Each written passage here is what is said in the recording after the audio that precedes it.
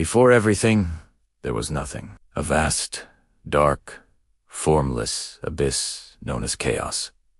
It was a space of pure potential, a swirling emptiness where time and space had no meaning. This was the beginning of all beginnings, a silent, empty universe waiting for the first spark of creation. And from this profound nothingness, the very first beings, the primordial gods, began to steer. Imagine this. Out of the endless dark, 5 immense forces take shape. First, there's Gaia, the solid, nurturing earth. Then, Tartarus, the deep, dark pit of the underworld. Next comes Eros, the powerful, irresistible force of love and desire. And finally, the 2 children of chaos itself. Erebus, the personification of deep darkness, and his sister Nyx, the embodiment of the night. These weren't gods in the way we usually think of them, with human forms. They were fundamental forces, the building blocks of the cosmos. Erebus and Nyx, darkness and night, came together and gave birth to their opposites. Ether, the bright upper atmosphere, and Hemera, the radiant day. The universe was starting to take its first breath, but it was Gaia, Mother Earth, who truly began to shape the world. All by herself, without a partner, she gave birth to a son who would be her equal. She created Uranus, the starry sky, to cover her completely. She also brought forth Aurea, the towering mountains, and Pontus, the barren, deep sea. For the first time, there was a clear separation between the earth below and the vast sky above.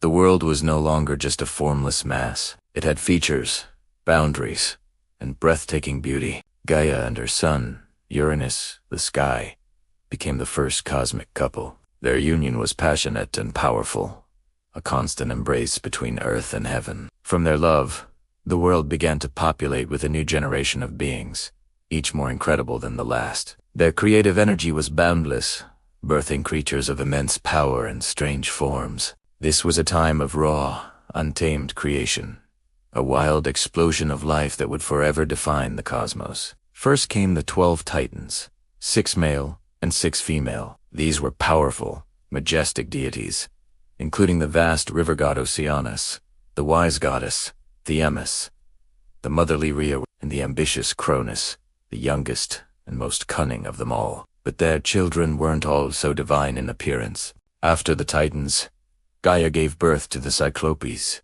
3 giant craftsmen with a single, blazing eye in the middle of their foreheads. They were masters of the forge, capable of creating incredible weapons. And finally, she bore the Hecatoncheires, 3 monstrous giants, each with 100 hands and 50 heads. They were beings of terrifying strength and chaotic energy. Uranus, the Sky Father, looked upon his children with a mixture of pride and fear. He was awed by the beauty of the Titans, but he was horrified by the monstrous forms of the Cyclopes and the He saw their immense power not as a gift, but as a threat to his own rule. Consumed by paranoia, he committed a terrible act. He took his monstrous children, the Cyclopes and the Hecatoncheires, and thrust them back into the womb of their mother, deep within the earth, imprisoning them in the darkest depths of Tartarus. He declared that these creatures would never see the light of day.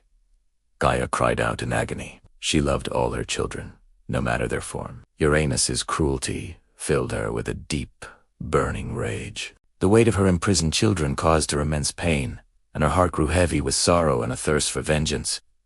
She could no longer bear the tyranny of her husband, so she devised a plan. Deep within her earthly core, she forged a new, incredibly hard metal adamant. From it, she fashioned a massive, curved sickle, a weapon sharp enough to sever the very sky. She then gathered her Titan children and revealed her plot. She pleaded with them, "My children, your father has wronged us all. Who among you is brave enough to help me punish him and end his cruel reign?" The Titans were silent, all except one. Cronus, the youngest, driven by ambition and resentment for his father, stepped forward. He hated Uranus for his cruelty and saw an opportunity to seize power for himself. He boldly told his mother, "I will do it. I am not afraid of our father. It is time for his wickedness to end." Gaia was overjoyed. She gave him the adamant sickle and explained the plan. That night, as Uranus descended to embrace Gaia, Cronus and his brothers lay in ambush. The moment came. As the unsuspecting Sky Father drew near, Cronus lunged from his hiding place. With one swift, powerful motion, he swung the great sickle and committed the ultimate act of rebellion. He severed his father's connection to the earth. The sky recoiled in agony, and the cosmos was forever changed. From the drops of blood that fell upon the earth, new beings were born. The powerful giants, the vengeful furies, and the gentle Malaya, the nymphs of the ash trees. When Cronus cast the severed parts into the sea, the waters churned and foamed, and from that divine sea foam Aphrodite, the goddess of love and beauty, was born. With Uranus defeated and banished, a new order began. The first thing Cronus did was free his Titan siblings who had been imprisoned. However, in his own lust for power, he broke his promise to Gaia and left the Cyclopes and Hecatonchires locked away in Tartarus. He feared their power just as his father had. Cronus took the throne, named his sister Rhea as his queen, and divided the world among the Titans. This marked the end of the primordial era and the dawn of a new age. This violent birth of the cosmos' story of creation from nothing, of love and betrayal, and of children overthrowing their parents set a powerful cycle in motion. The overthrow of Uranus by Cronus was not the end of the story, but merely the beginning of the next chapter. The seeds of conflict were sown once again, as a prophecy foretold that Cronus, too, would be overthrown by one of his own children. The age of the Titans had begun, a golden age for a time, but one that was built on a foundation of betrayal, destined to lead to another epic war for control of the heavens. Thanks for watching. If you're fascinated by the epic tales of mythology, don't forget to like, subscribe, and hit that notification bell so you don't miss our next journey into the ancient world. See you next time.